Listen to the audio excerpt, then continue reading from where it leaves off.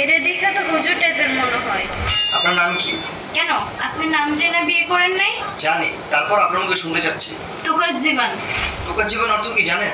বাসরাতে আবার নামের অর্থও বলতে হবে? তোকার জীবন অর্থ হচ্ছে মৃত্যু। তোকার জীবন তো কোরআনে আছে।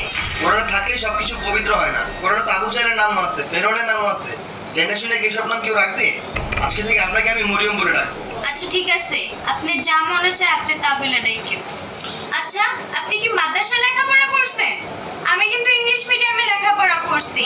আমি স্বাধীনভাবে চলাফেরা পছন্দ করি, কেউ শাসন পছন্দ করি না।